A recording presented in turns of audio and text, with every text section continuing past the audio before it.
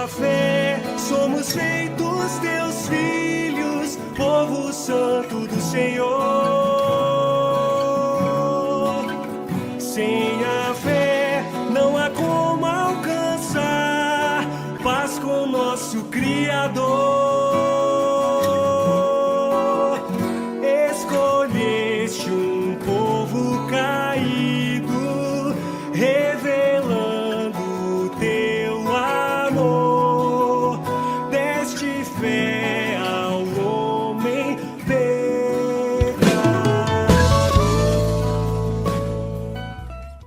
Bom dia, meus irmãos, bom dia a todos que nos assistem nesta transmissão.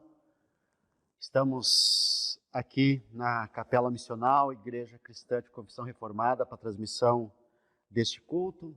Nós louvamos a Deus por seu amor, louvamos a Deus por sua bondade, louvamos a Deus por sua infinita graça, louvamos a Deus por sua benignidade, louvamos ao Senhor porque o Senhor é bom, a sua misericórdia dura para sempre. Louvamos a Deus pelo domingo, louvamos a Deus porque é dia do Senhor, louvamos a Deus pela morte e ressurreição do nosso Senhor Jesus Cristo. Vamos ler imediatamente o Salmo de número 5. Todos os domingos nós lemos um Salmo no início do nosso culto, e hoje é um Salmo um pouco mais longo do que a gente tem lido, Salmo 5. Ele diz assim, verso 1: Dá ouvido, Senhor, às minhas palavras e acode ao meu gemido. Escuta, Rei meu e Deus meu, a minha voz que clama, pois a ti é que imploro. De manhã, Senhor, ouves a minha voz, de manhã te apresento a minha oração e fico esperando. Pois tu não és Deus que se agrade com a iniquidade e contigo não subsiste o mal. Os arrogantes não permanecerão à tua vista, aborreces a todos que praticam iniquidade. Tu destróis os que proferem mentira, o Senhor abomina ao sanguinário e ao fraudulento. Porém eu, pela riqueza de tua misericórdia, entrarei na tua casa e me prostrarei diante do teu santo templo no teu temor. Senhor, guia-me na tua justiça por causa dos meus adversários. Endireita diante de mim o teu caminho, pois não tem ele sinceridade nos seus lábios, o seu íntimo é todo crime, a sua garganta é sepulcro aberto, e com a língua lisonjeiam. Declara os culpados, ó Deus, caiam por seus próprios planos. Rejeita-os por causa das suas muitas transgressões, pois se rebelaram contra ti. Mas regozijem-se todos os que confiam em ti. Folguem de júbilo para sempre, porque tu os defendes. Em ti se gloriem os que amam o teu nome, pois tu, Senhor, abençoas o justo e como escudo o cercas da tua benevolência. Amém. Esse salmo é o salmo de proteção, onde o autor do salmo, o salmista, ele ora, ele pede a Deus por proteção, para que o Senhor o guarde, para que o Senhor o defenda. Obviamente, meus irmãos, nós interpretamos os salmos, como sendo a oração do povo de Deus, mas especialmente a oração do próprio Senhor Jesus. Então, os salmos, quando não é o próprio Senhor Jesus orando ao Pai sobre Ele mesmo, como no Salmo 22, é Ele nos ensinando todas as orações possíveis para que oremos durante a nossa vida, em qualquer circunstância. E, meus irmãos, nós estamos nesse período de distanciamento social, a gente não está se reunindo presencialmente no templo. A maioria das igrejas no Brasil e no mundo estão cumprindo esse período, ou cumpriram já esse período. É um período necessário, nem todo mundo gosta. Obviamente que a igreja preferia estar se reunindo, mas ao mesmo tempo nós precisamos louvar a Deus por todos os recursos e por sua providência também. E louvar a Deus também pelos períodos em que a gente se reúne presencialmente na igreja, no templo, mas também louvar a Deus pela vida, pelos recursos, pela família e por tudo aquilo que o Senhor tem providenciado para a nossa vida em todo o tempo, porque em todo o tempo o Senhor é bom. Vamos orar a Deus. Senhor Deus eterno, nós te louvamos, nós te bendizemos, nós te glorificamos. Nessa transmissão, Senhor, nesse culto online, nesse culto onde muitas pessoas estão assistindo, nós te louvamos, te bendizemos e te glorificamos. E te pedimos a tua bênção, Senhor, a todas as pessoas que estão nos vendo, nos assistindo, a todas as pessoas que estão acompanhando essa transmissão, que a tua bênção, Senhor, que a tua boa mão seja com todos. Que neste domingo, Senhor, que neste culto, a tua boa mão alcance essa família, alcance essa pessoa, alcance aqueles que estão em famílias ou aqueles que estão sozinhos. Estende a tua mão, Senhor, para que todos sejam alcançados, para que todos sejam abençoados. Nós oramos também, Senhor, para que este culto seja realmente um meio de graça, abençoando a cada uma pessoa, Senhor, que está assistindo, segundo a necessidade de cada um, Senhor, e que todos possam também desfrutar da tua presença, desfrutar de ti, Senhor, pessoalmente, porque tu és o nosso prazer, o prazer de nossa vida e a satisfação da nossa alma. Senhor, nós oramos em nome do Senhor Jesus. Amém. Amém. Meus irmãos, louvamos ao Senhor mais uma vez, porque nós podemos cultuar ao Senhor, porque nós podemos fazer essa transmissão, porque você pode estar aí. E nesse momento nós vamos ter nosso período de música, nosso período de cântico. Deus seja louvado.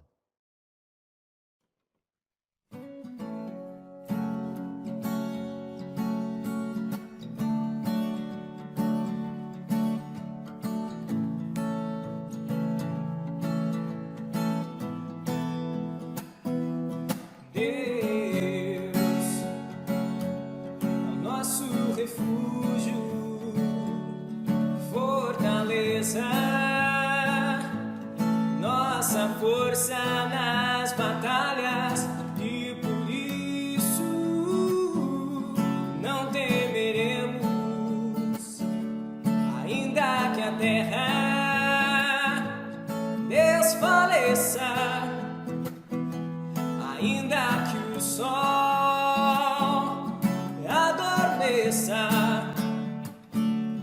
e que o monte mais alto no mar desapareça, porque Cristo me salvou da morte, Ele me resgatou. Eu, miserável pecador, Cristo Santo vencedor, em Cristo estou, em Cristo estou, em Cristo estou, em Cristo estou, em Cristo, em Cristo, Deus é a nossa rocha, salvação, pão da vida, e por isso viveremos, ainda que espada, perigo, fome ou nudez nos alcance, triunfaremos, pois quem nos separará do amor de Cristo? Porque Cristo me salvou da morte.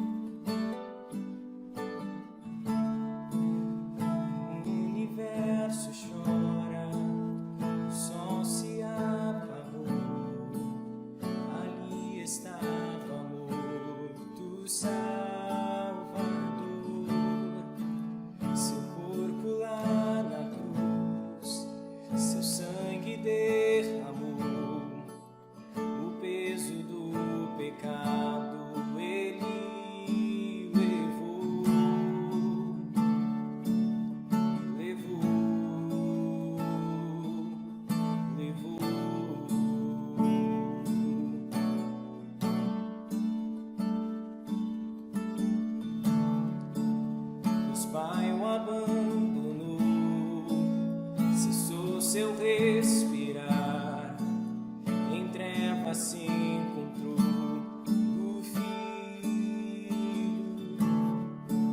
A guerra começou, a morte ele enfrentou, todo o poder das trevas vencido foi. A terra estremeceu, o sepulcro se abriu, nada vencerá o seu grande amor. Ó morte, onde estás? Meu Deus ressuscitou, ele venceu pra sempre, pra sempre. Exaltado é, pra sempre adorado é, pra sempre ele vive, ressuscitou, ressuscitou.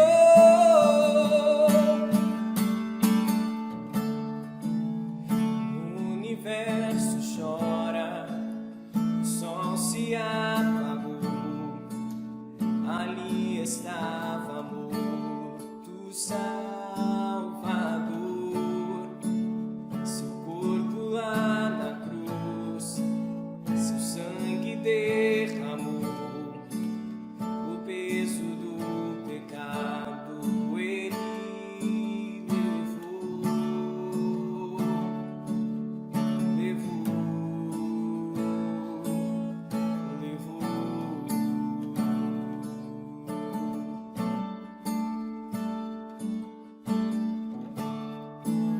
Deus Pai o abandonou, cessou seu respirar, em trevas se encontrou o Filho. A guerra começou, a morte ele enfrentou, todo o poder das trevas vencido foi. A terra estremeceu, sepulcro se abriu, nada vencerá o seu grande amor. Ó morte, onde estás? Meu rei ressuscitou, ele venceu pra sempre, pra sempre. Exaltado é, pra sempre adorado é, pra sempre ele vive, ressuscitou, ressuscitou.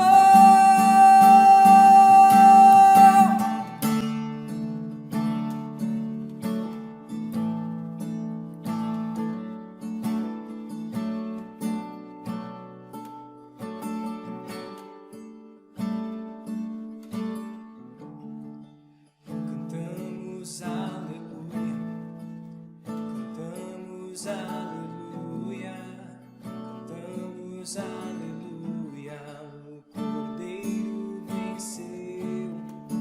Cantamos aleluia, cantamos aleluia, cantamos aleluia, o Cordeiro venceu. Cantamos aleluia, cantamos aleluia, cantamos aleluia,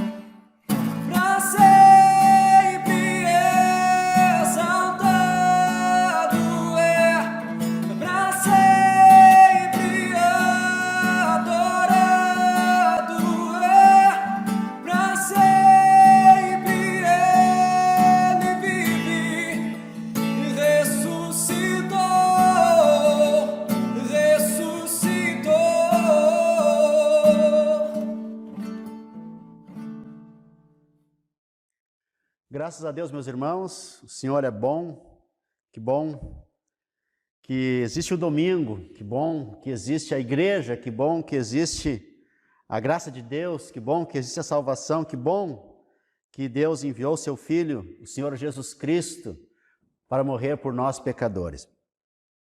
Vamos ao breve catecismo de Westminster. Hoje nós vamos, por um período, acompanhar as perguntas sobre a oração dominical. E hoje nós vamos começar então na pergunta número 100. E aí nós vamos fazer a sequência até o final do breve catecismo. A pergunta número 100 sobre a oração dominical. Eu vou fazer a pergunta e depois todos que estão em casa acompanhando, se puder, recitem comigo, porque vai ter o texto aí na projeção. Pergunta número 100 do breve catecismo de Westminster. Que nos ensina o prefácio da oração dominical? Resposta: o prefácio da oração dominical, que é: Pai nosso que estás nos céus, ensina que nós devemos aproximar de Deus com toda a santa reverência e confiança, como filhos a um Pai poderoso e pronto para nos ajudar, e também nos ensina a orar com os outros e por eles. Vamos de novo, que não ficou muito bom, né? Vamos de novo então. Que nos ensina o prefácio da oração dominical? Resposta: o prefácio da oração dominical, que é: Pai nosso que estás no céu, ensina-nos que devemos nos aproximar de Deus com toda a santa reverência e confiança, como filhos a um Pai poderoso e pronto para nos ajudar. E também nos ensina a orar com os outros e por eles. Que maravilha, que bom que existe também a oração, que é o meio de nos aproximar do Senhor em nossas angústias, em nossas necessidades, também na nossa felicidade. Vamos, meus irmãos, aos 10 mandamentos. Todos os cultos também nós recitamos os 10 mandamentos, destacamos a importância de sabermos e também de ensinar as nossas famílias com os 10 mandamentos. Os 10 mandamentos, então: primeiro mandamento: não terás outros deuses diante de mim. Segundo mandamento: não farás para ti imagem de escultura, nem alguma semelhança do que há em cima nos céus, não as adorarás e não lhes darás culto. Terceiro mandamento: não tomarás o nome do Senhor teu Deus em vão. Quarto mandamento: lembra-te do dia do sábado para o santificar. Quinto mandamento: honra teu pai e a tua mãe. Sexto mandamento: não matarás. Sétimo mandamento: não adulterarás. Oitavo mandamento: não furtarás. Nono mandamento: não dirás falso testemunho contra o teu próximo. E 10º mandamento: não cobiçarás nada do teu próximo. Meus irmãos, 6º mandamento: não matarás.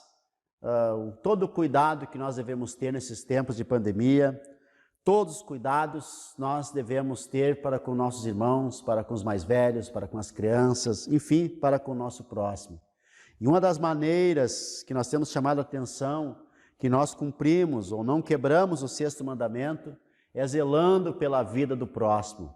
Uma das maneiras é nos protegendo e tomando todas as precauções e cuidados necessários para que o próximo seja protegido, não seja contaminado. Por isso nós precisamos nos cuidar e muito, e um dos motivos é cuidar do próximo.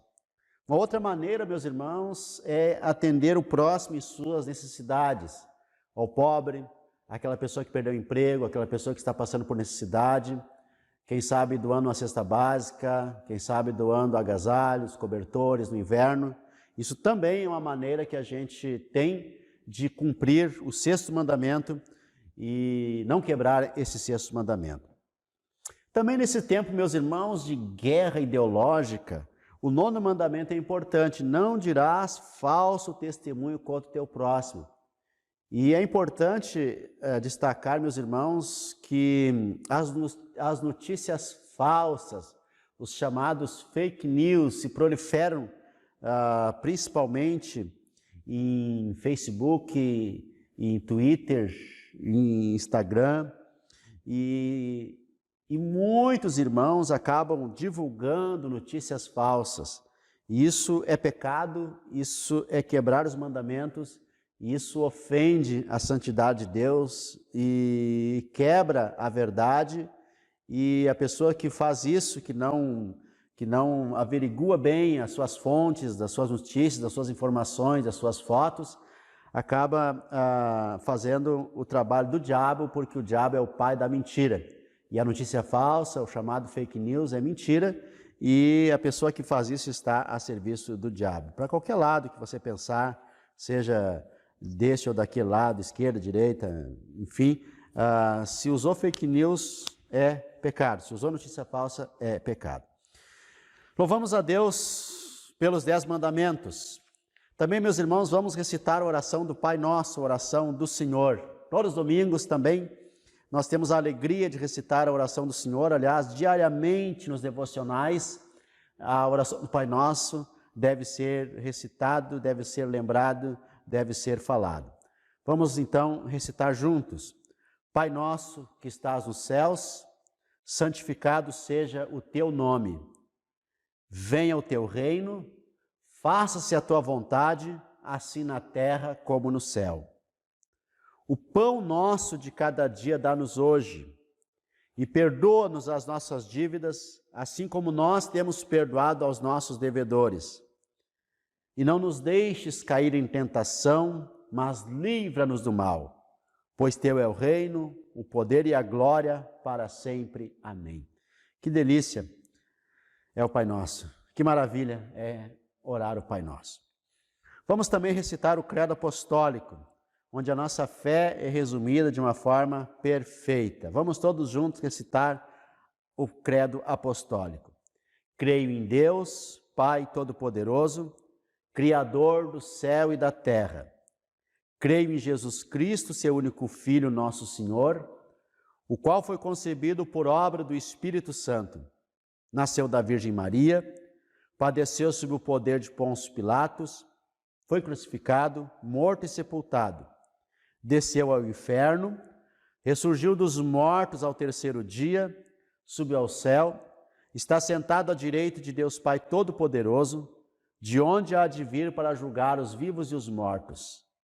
Creio no Espírito Santo, na Santa Igreja Católica, na comunhão dos santos, na remissão dos pecados, na ressurreição do corpo, na vida eterna. Amém.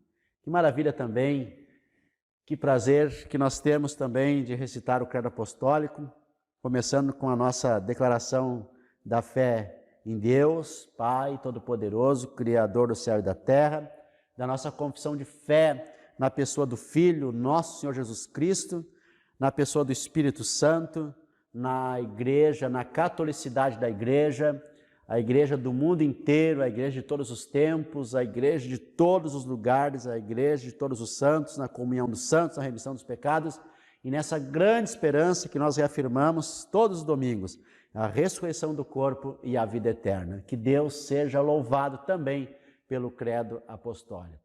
Meus irmãos, chegou o momento da exposição das Escrituras, a pregação da palavra, o sermão deste domingo. Antes de nós começarmos as transmissões online, antes de nós termos o período da quarentena, do distanciamento social, nós estávamos numa série aqui na capela sobre a cruz de Cristo. E nós, então, fizemos um parênteses para falar um pouco, para trazer ânimo aos irmãos em algumas pregações. E hoje nós vamos voltar à série, mas com um foco às dores humanas, aos problemas que temos vivido, e com a palavra de fé, de esperança também, unindo então a série que nós começamos no mês de março, aliás, no mês de fevereiro, e vamos continuar então com esse tema da cruz, com essa série de sermões sobre a cruz de Cristo, mas voltados a essa temática das dores humanas. Então a série vai continuar como a cruz como resposta às dores humanas. Por alguns domingos, então, nós vamos trazer alguns sermões trazendo as respostas às dores humanas à luz da cruz de Cristo. Então, esta série vai ter como tema a cruz como resposta às dores humanas. E hoje nós vamos iniciar com Jesus diante da morte, o Senhor Jesus diante da morte. O texto se encontra em Lucas capítulo 18, do verso 31 ao 34. Jesus diante da morte, o Senhor Jesus diante da morte. Lucas capítulo 18, do verso 31 ao 34. Diz assim a palavra de Deus: tomando consigo os 12, disse-lhe Jesus: eis que subimos para Jerusalém, e vai cumprir-se ali tudo quanto está escrito por intermédio dos profetas no tocante ao Filho do Homem. Pois será ele entregue aos gentios, escarnecido, ultrajado e cuspido. E depois de o açoitarem, tirar-lhe-ão a vida, mas ao terceiro dia ressuscitará. Eles, porém, nada compreenderam acerca destas coisas, e o sentido dessas palavras eram-lhes encoberto, de sorte que não percebiam o que ele dizia. Meus irmãos, esse texto faz parte já da preparação para o Senhor Jesus ir até a cruz. E o Senhor Jesus, então, ele preparou seus discípulos para os terríveis eventos que estavam pela frente.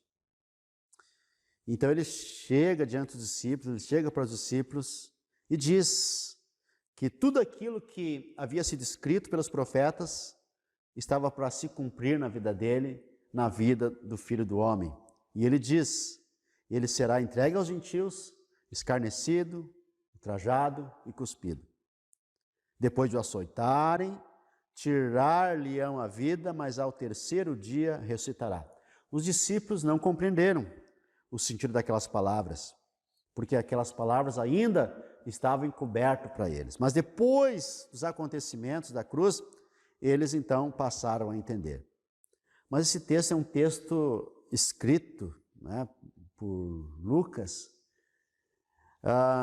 e pelo que se sabe, Lucas era um médico, era um entendido de letras, e os seus textos são textos muito bem escritos, de uma literatura superior.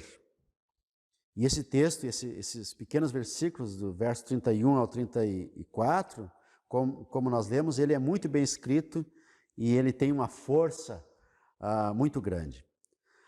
E é um texto com ênfases no sofrimento de Jesus, ênfases na crueldade daqueles que torturaram Jesus. E a ênfase mais impressionante, meus irmãos, deste texto, não é que ele seria traído, não é que ele seria rejeitado, e não é também que ele seria condenado por seu próprio povo e seus líderes. Tudo isso está implícito, mas não é esta a força do texto, a ênfase principal. Nem que eles o entregariam aos gentios, e nem que deles escarneceriam e o matariam. Nem também que depois de 3 dias ele ressurgiria dentre os mortos, apesar de que isso está no verso 33, quando diz: e depois de o açoitarem, tirar-lhe-ão a vida, mas ao terceiro dia ressuscitará. Não é tampouco que a ênfase do texto que Jesus se designava como Filho do Homem, mas ele diz: tudo que está escrito por intermédio dos profetas no tocante ao Filho do Homem se cumprirá. Mas não é esta a ênfase também. O mais impressionante, meus irmãos,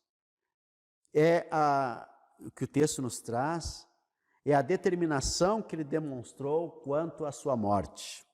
É isso que nos chama a atenção. Ele deveria sofrer, ele deveria ser rejeitado, ele deveria morrer. É isso que ele está dizendo aqui. E ele está dizendo que tudo o que for escrito a seu respeito na Escritura deveria ser cumprido, iria se cumprir. E assim então, ele se dirige para Jerusalém com os seus discípulos.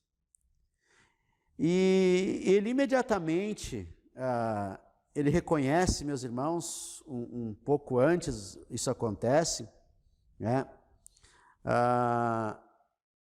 que a sua morte estava sendo preparada, a sua morte estava a poucas horas até mesmo de acontecer, a poucos dias de acontecer, e ele está preparado na sua alma para aquele momento, para aquela hora, a hora da sua dor, a hora da sua morte. É isso que ele fala a partir de então, durante aquele tempo, ele fala que a sua hora iria chegar.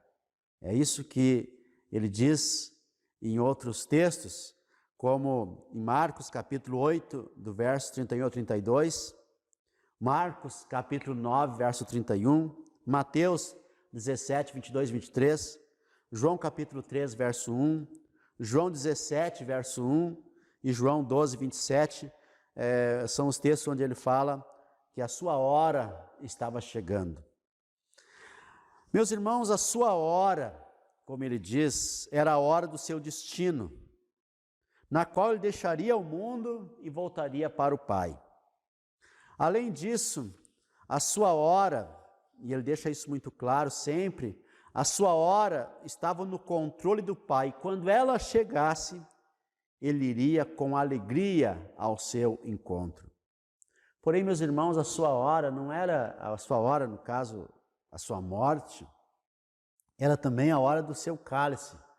Em Marcos capítulo 14, verso 35, em outros textos, como nós vamos mencionar num sermão posterior, ele precisa experimentar, precisa beber o cálice que o Senhor, o Pai, iria lhe dar. Porém, meus irmãos, o que esse texto nos traz e deixa muito claro, e teologicamente nós sabemos disso, doutrinariamente nós sabemos disso, é que ele sabia o que iria acontecer. Ele sabia sobre a sua morte. Mas não no sentido em que todos nós sabemos que vamos morrer um dia. Isso é certo. Mas ele sabia da sua morte, não nesse sentido, que nós sabemos que um dia vamos morrer, mas ele sabia no sentido em que ele teria uma morte violenta e intencional. Ele sabia que a sua morte seria a morte expiatória, ele sabia que a sua morte seria uma morte punitiva em lugar dos pecadores, ele sabia que a sua morte seria consequência do juízo de Deus sobre os pecadores, e ele sabia, meus irmãos, que a sua hora estava marcada, e ele seria convocado para ir ao encontro dela. E ele sabia, meus irmãos, que tudo isso era inevitável.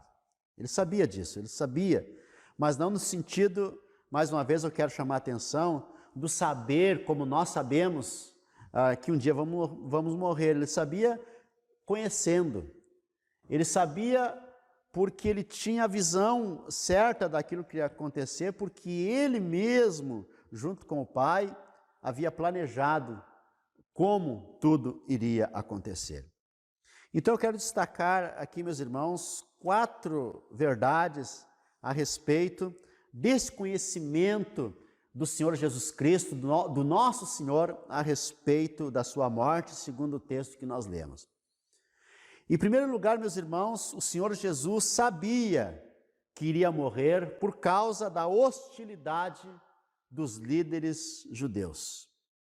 Irmãos, a religiosidade dos judeus, a idolatria dos líderes judeus por sua religiosidade, deixava-os com raiva de Jesus. Isso ficou claro desde as primeiras pregações do Senhor Jesus, desde as primeiras ações de Jesus.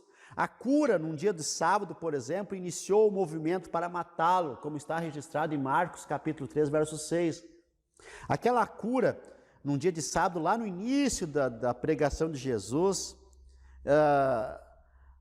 deu origem ao primeiro movimento, a primeira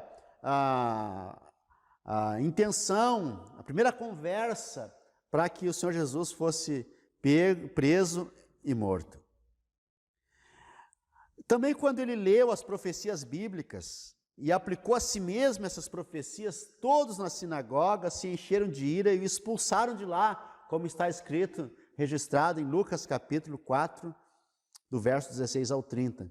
Então Jesus sabia que iria morrer porque a hostilidade dos líderes judeus da época era grande, eles perseguiam Jesus, eles tramavam contra Jesus e várias vezes eles tentaram prender Jesus, ameaçando Jesus de morte, e as conversas em Jerusalém, as conversas no templo eram uma só: nós precisamos eliminar este pregador, este chamado Jesus, que as pessoas seguem, porque ele, no entendimento daqueles líderes, o Senhor Jesus desafiava a religiosidade daqueles líderes judeus. Isso os deixou com muita raiva.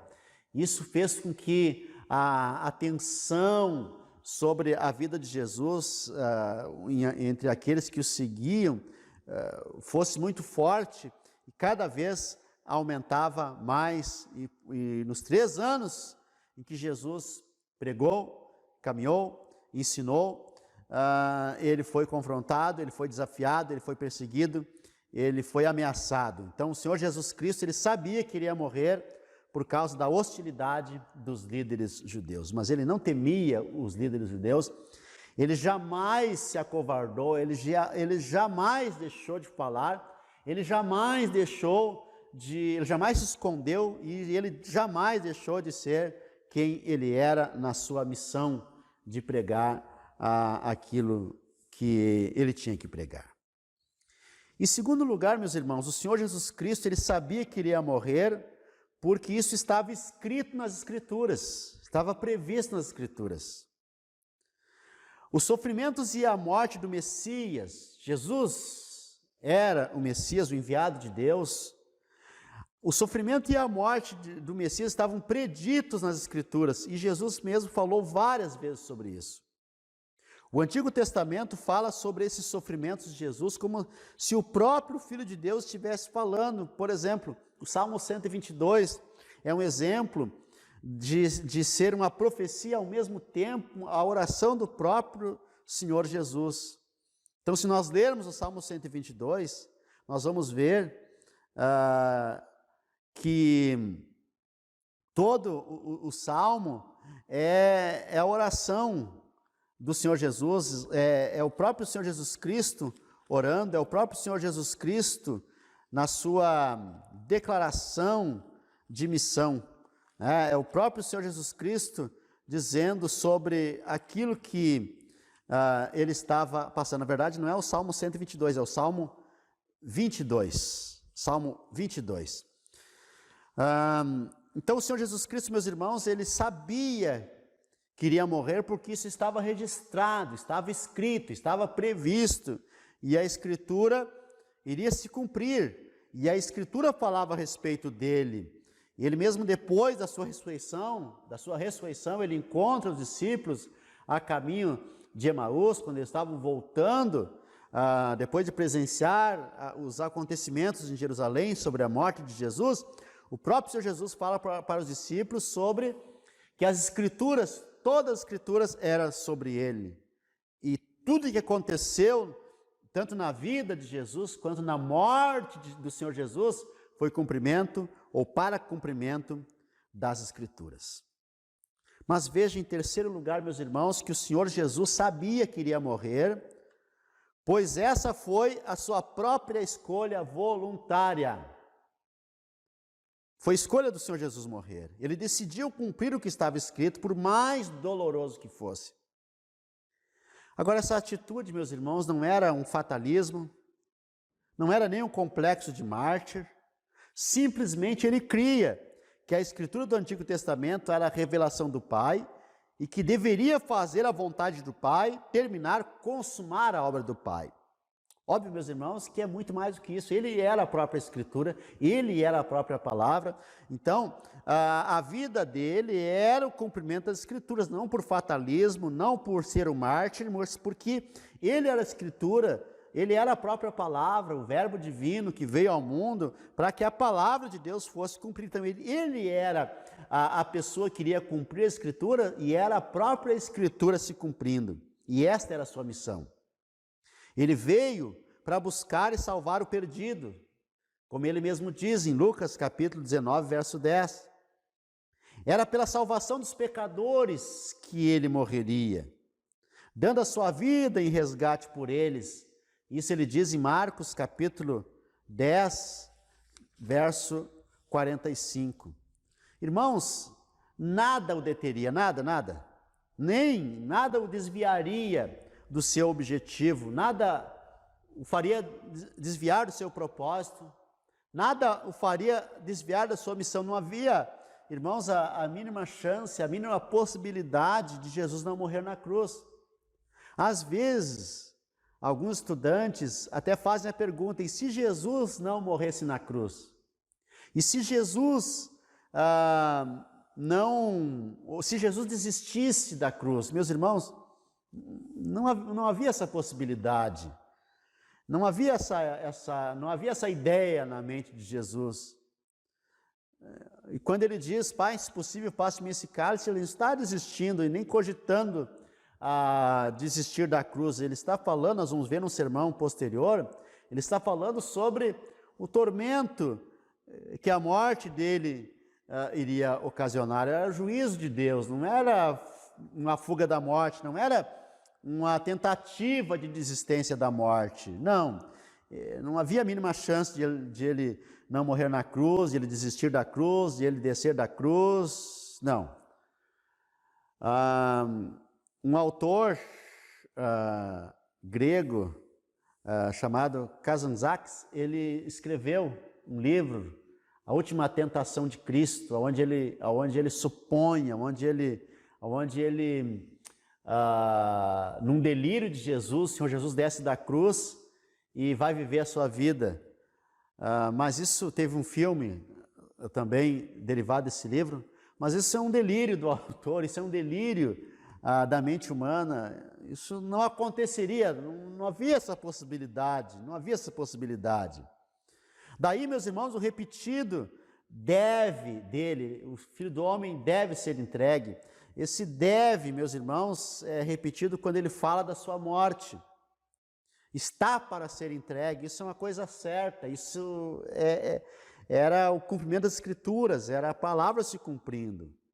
O Filho do Homem deve sofrer muito, ele diz, o Filho do Homem deve ser rejeitado. E ele diz, o Filho do Homem vai ser preso, vai ser torturado, vai ser rejeitado, vai ser cuspido, vai ser açoitado. Ele diz, isso é certo. O que está escrito sobre ele deve se cumprir, e se cumpriu. Então, meus irmãos, de forma que, embora ele soubesse que deveria morrer, veja bem, embora ele soubesse da certeza da sua morte, ele soubesse que deveria morrer e que iria morrer, ele não morreria por ser uma vítima indefesa das forças do mal que se levantariam contra ele. Ele não foi uma vítima indefesa das forças do mal. As forças do mal não venceram Jesus. Ele se deixou vencer, ele se deixou morrer. Ninguém matou Jesus, mataram Jesus porque ele se entregou. Era a missão dele. Ele não era também uma vítima, meus irmãos, de um destino inflexível contra ele decretado. Ele não morreu apenas porque foi decretado que ele morreria. Meus irmãos, mas mais do que isso, a sua morte seria voluntária. Seria por livre vontade, por vontade livre. Porque ele não decidiu morrer enquanto estava já no mundo, ele decidiu morrer voluntariamente antes de vir ao mundo. Irmãos, a sua morte seria voluntária, por livre vontade, por vontade livre, porque de livre vontade ele abraçou o propósito do Pai com o fim de salvar os pecadores. Então, isso era certo, aconteceria. Era um decreto divino resultado, meus irmãos, da voluntariedade, da decisão voluntária, do amor de Jesus, do amor de Deus pelos pecadores, como resultado do plano de Deus para salvar os pecadores. Era um plano certo, era um plano real, é um plano que iria se cumprir, um plano que se cumpriu. Mas por último, meus irmãos, vejam que o Senhor Jesus sabia que iria morrer, porque ele nasceu para ser o Cordeiro de Deus. Ele nasceu, e esta é a maior das realidades, ele nasceu para ser o Cordeiro de Deus. Esse foi o motivo pelo qual ele se fez humano, o Verbo se fez carne. Ele habitou entre nós. Ele habitou entre nós, ele se fez humano. Ele nasceu para ser o Cordeiro de Deus.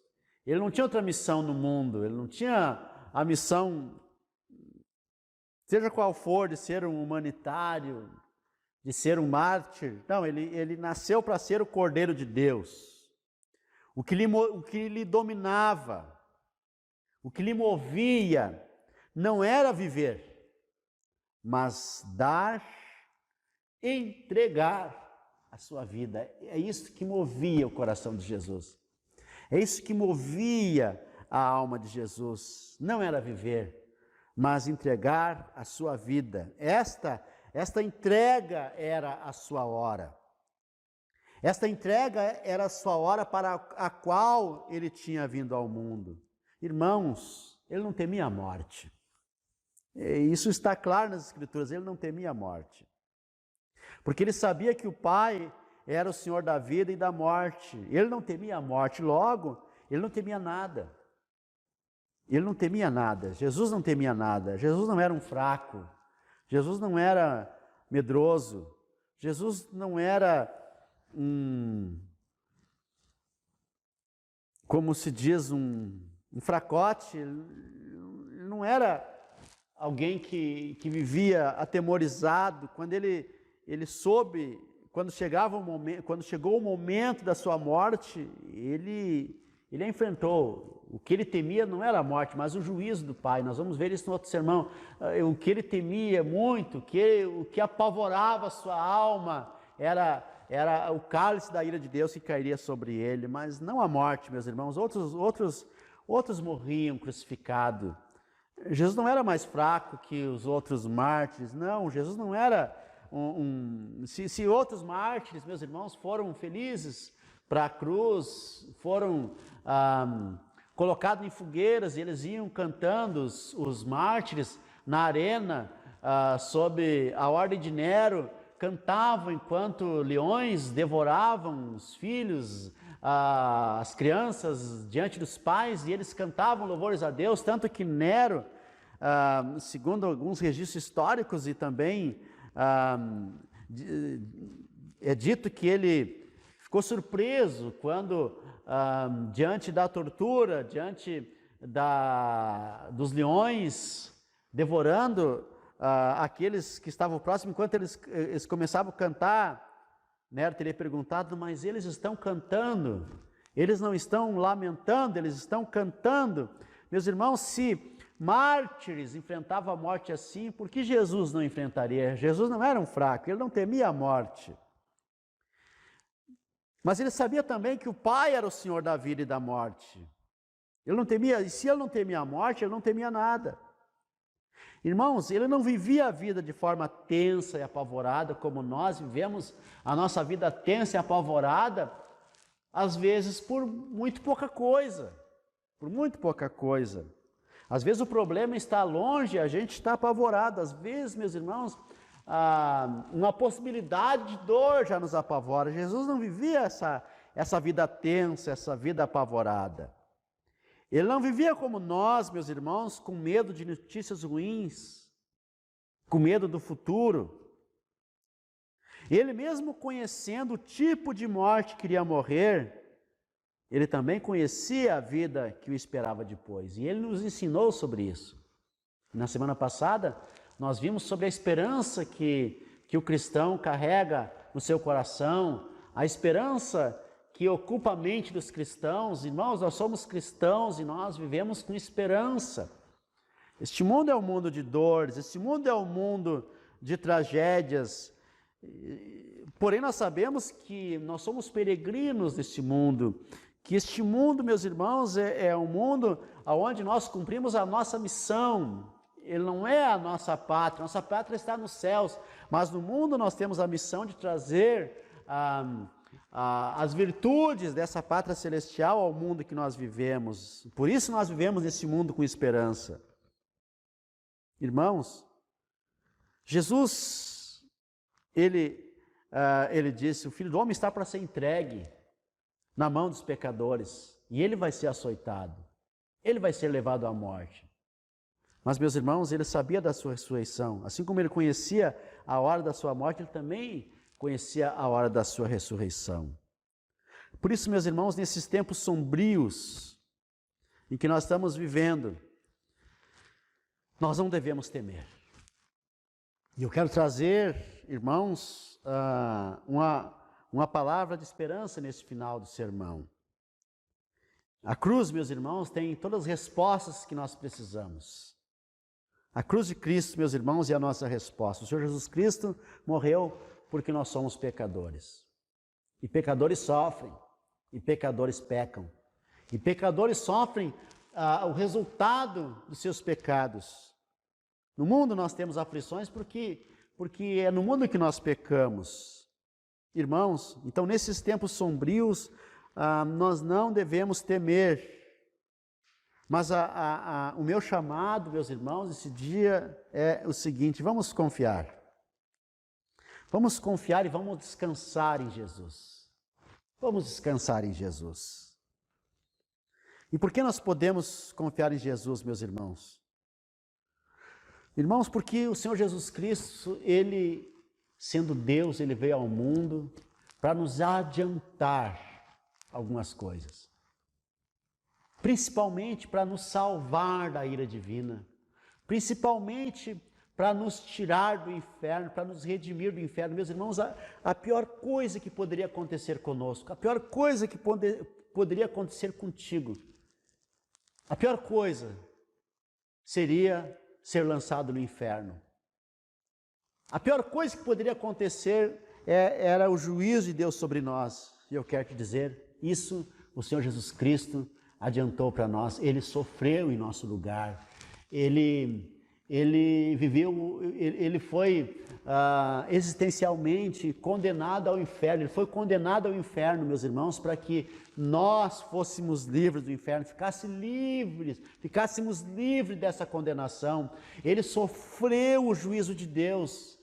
A pior coisa que poderia acontecer conosco, a pior coisa que poderia acontecer contigo, o pior acontecimento, o pior dos piores do que poderia acontecer contigo seria você ter que enfrentar o juízo de Deus, o castigo divino, a condenação divina, e Jesus te livrou disso. Essa é a grande bênção. Jesus temia a ira divina, e ele sofreu a ira divina, para que vocês, meus irmãos, para que eu e vocês pudéssemos escapar disso. Então, isso não vai acontecer conosco. Então, meus irmãos, se o pior que poderia acontecer não aconteceu, porque Jesus adiantou para nós, Jesus carregou esse juízo por nós, se Jesus levou essa dor em nosso lugar, meus irmãos, nós precisamos confiar e descansar em Jesus. É isso que nós devemos fazer.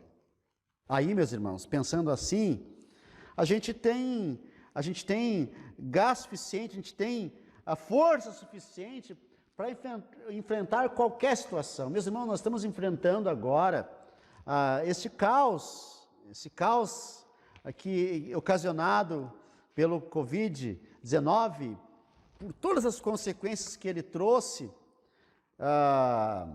As pessoas surtam porque estão em isolamento, perdendo emprego, enfrentando crise financeira, ou seja lá o que for, meus irmãos, mas nós temos força para viver isso, irmãos, sabendo, meus irmãos, que muitos mártires enfrentaram morte.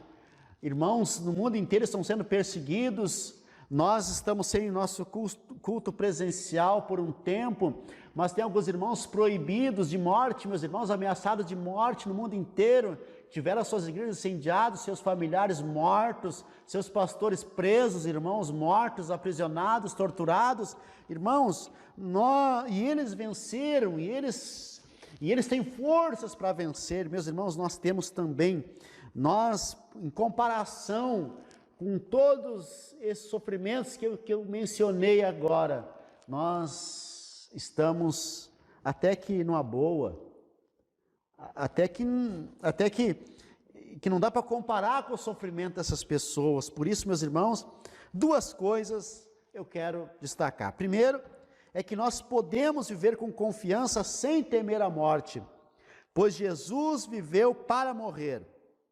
Mas nós, meus irmãos, nós mesmo que morramos, nós teremos a vida eterna.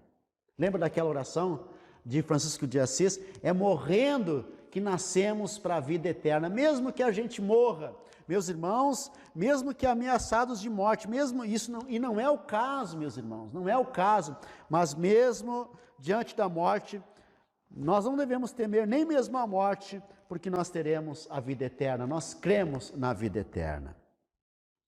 Por isso também, meus irmãos, nós podemos viver com confiança, meus irmãos, porque o pior que poderia acontecer era a morte, e nós estamos vivos. Por isso nós podemos confiar em Jesus, pois Ele abriu mão de tudo para morrer por nós. Por isso Ele disse a nós, não temas. Muitas vezes Ele disse para não temermos, para não viver a nossa vida com medo. Então, meus irmãos, nesses tempos sombrios, o pior que pode acontecer com a gente é morrer. Mas mesmo morrendo, haverá lucro, pois nós cremos na vida eterna. Irmãos, nós não estamos, pelo menos essa ideia que eu quero transmitir para vocês, nós não estamos com a ausência dos cultos por medo, mas por cuidado. No entendimento da capela missional, dos irmãos da capela missional, do conselho e da igreja, o nosso distanciamento dos cultos presenciais é por cuidado aos irmãos. Muitas pessoas que nós amamos, que moram com a gente, vários membros de nossas famílias são classificados como pessoas do grupo de risco, e nós amamos essas pessoas, e nós queremos cuidar dessas pessoas, e nós estamos enfrentando um desconhecido. A gente não sabe muito bem o alcance disso que nós estamos enfrentando. Então, por amor a essas pessoas, que não são poucas, são várias pessoas do nosso grupo, nós estamos amorosamente, meus irmãos, amorosamente cuidando dessas pessoas, não se reunindo na igreja. Mas, meus irmãos, é um tempo que nós precisamos viver e vencer. Mas nós não podemos viver esse tempo neuroticamente. Nós não podemos viver esse tempo, meus irmãos, surtando. Nós não podemos viver esse tempo com medo da morte, com medo de morrer, apavorados, com medo. Não, meus irmãos, não. Por que a gente recomenda que os irmãos saiam de máscara quando forem ao mercado, na farmácia ou em algum outro lugar, ou na casa de alguém? Porque pelo cuidado ao outro. Algumas pessoas já falaram para mim, mas eu me sinto ridículo, mas que se dane esse sentimento. Cuide do teu irmão, cuide da tua família, cuide do próximo. Quando você for ao mercado e lá tem uma menina, um rapaz lá atendendo no caixa, alguns deles estão trabalhando com medo. Então, ao invés de cooperar com aquele medo, seja amorosamente cristão. Outro dia, nós vimos perto de um caixa de mercado uma pessoa zombando de quem estava perto usando máscara, uma pessoa que se achava superior aos outros. Meus irmãos, o cristão não age assim. Nesses tempos, a gente não pode viver com medo, mas a gente precisa viver com cuidado aos nossos irmãos. O medo não faz parte da vida do cristão. O medo não faz parte. Jesus, meus irmãos, nos liberta do medo. Jesus nos liberta do pavor. Jesus nos liberta do pânico. E a nossa vida não é com medo, mas é com esperança, com amor e com cuidado. Jesus foi à cruz por amor a nós. Ele morreu. Ele não temeu a morte, mas se entregou à morte por amor de nós, pecadores. Vamos orar a Deus. Senhor Deus eterno, nós te glorificamos, nós te bendizemos, nós te louvamos pela morte do nosso Senhor. E hoje, neste domingo, nós lembramos da morte e da ressurreição do Senhor Jesus Cristo. Por isso nós cultuamos, por isso nós adoramos, por isso a igreja se reúne para cultuar, por isso este culto, para a glória do nome do Senhor, do Deus eterno, Criador dos céus e da terra, para a glória do Espírito Santo e para a glória do nosso Senhor Jesus Cristo, que ressuscitou dentre os mortos. Senhor, agora eu te peço, abençoa cada um que ouviu esta palavra, que acompanhou esse sermão, para que seja fortalecido e liberto de todo medo, em nome do Senhor Jesus Cristo. Amém. Deus seja louvado, Deus seja louvado.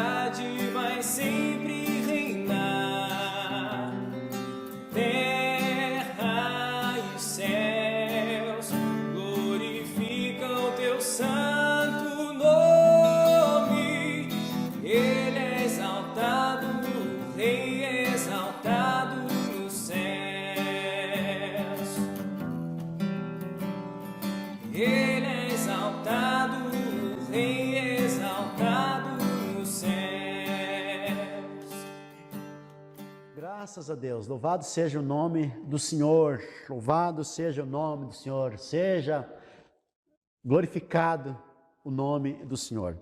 Meus irmãos, estamos chegando ao final do nosso culto e eu quero lembrar que nós somos a Capela Missional, Igreja Cristã de Confissão Reformada. O nosso endereço é na rua Nicolau Eli, 332, no bairro Jardim Floresta, em Porto Alegre. E depois que passar esse tempo de quarentena, nós nos reuniremos nesse lugar todos os domingos às 10 da manhã. E eu quero fazer um apelo aos irmãos também, né? Quem puder doar uma cesta básica, doar alimentos, procure. Quem quiser também contribuir com a capela de alguma forma, também nos procure.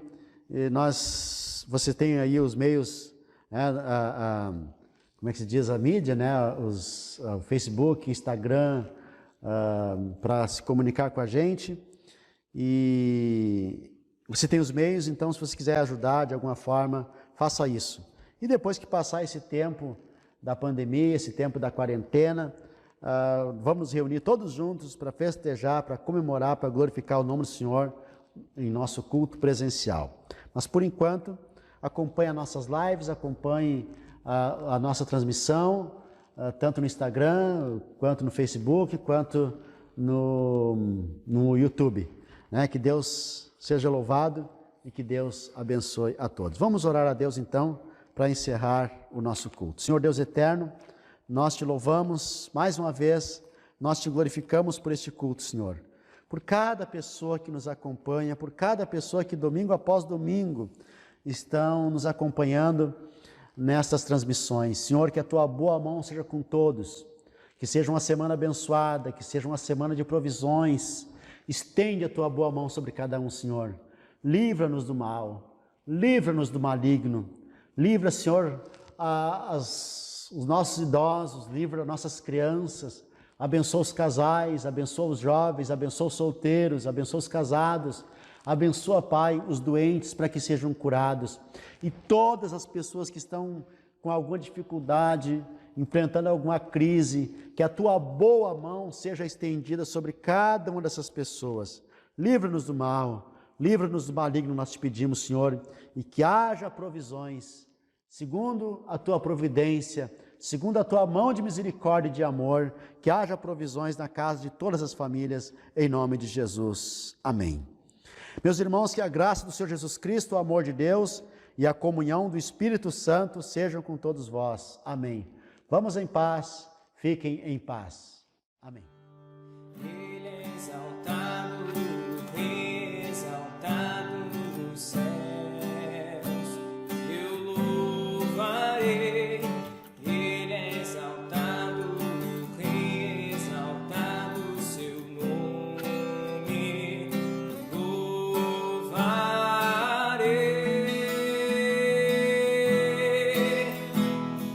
Ele é o Senhor, sua verdade vai sempre reinar. Terra e céus glorificam teu santo nome. Ele é exaltado, Rei